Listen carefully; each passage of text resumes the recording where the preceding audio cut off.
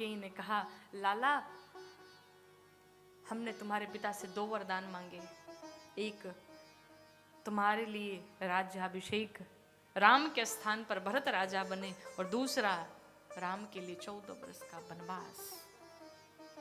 जैसे ही भरत जी ने सुना है मेरे भैया राम 14 वर्ष के लिए वन में चले गए, कहते जीवन में छोटा सा दुख हो और उस दुख के सामने कोई बड़ा दुख आ जाए तो छोटा वाला दुख भूल जाता है। उसी प्रकार से पिताजी का मरना छोटा लगने लगा और जीवन में बड़ा दुख हो गया भरत जी के लिए राम जी का 14 वर्ष का वनवास।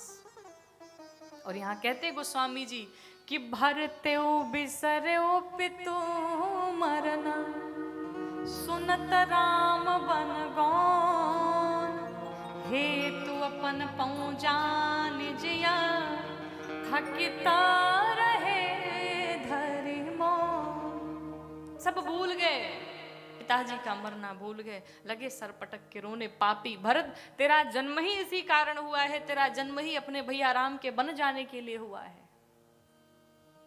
गुरुदेव वशिष्ठ आए, महाराज का जो पार्थिव शरीर था भरत जी के हाथों अंतिम संस्कार किया गया। त्रयोदश संस्कार पूर्ण हुआ। एक एक विधि को भरत जी 1000 प्रकार से करते हैं। बहुत सारे दान दिए। एक श्रद्धांजलि सभा बैठाई गई।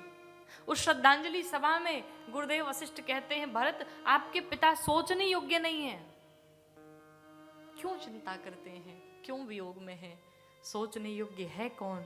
तो दशरथ गुरुदेव वशिष्ठ ने उत्तर दिया कि सोचिया विप्रा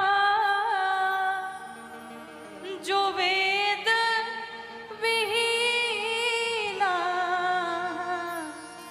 और तजी निज धर्मो विषय लयलीना। सोचिया नृपति जो नीति न जाना,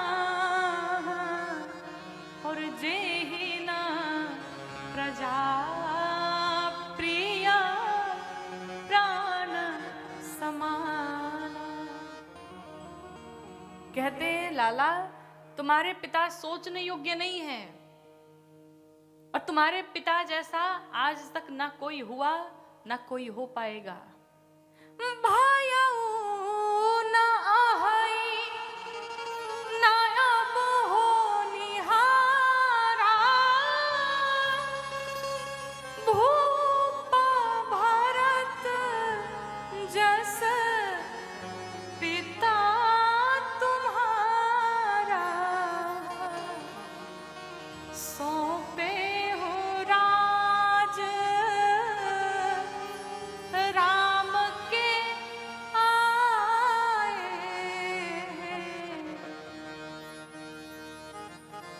कहा महाराज भरत वो राजा सोचने योग्य है जो अपनी प्रजा को प्रेम ना करे, उनका ध्यान न रखे, वो प्रजा सोचने, वो राजा सोचने योग्य है। वो ब्राह्मण सोचने योग्य है जो ब्राह्मण कुल में जन्म लेने के पश्चात भी जिसे वेद का ज्ञान नहीं हुआ और विषयों में लीन है, वो ब्राह्मण सोचने योग्य है।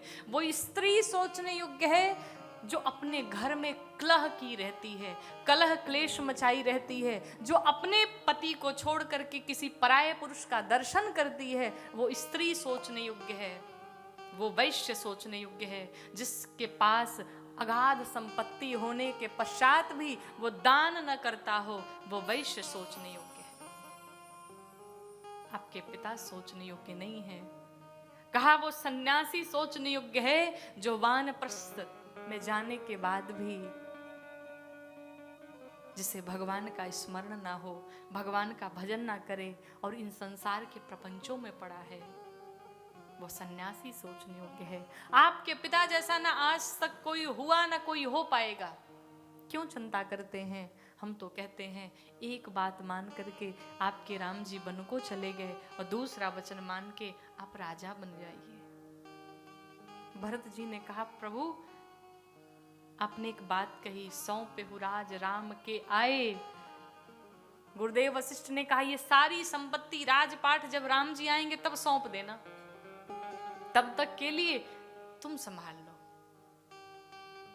भरत जी ने कहा प्रभु हमें उत्तर मिल गया। गुरुदेव वशिष्ठ ने कहा सौंपे हुराज राम के आए, और भरत जी ने समझा सौंपे हुराज राम के जाए।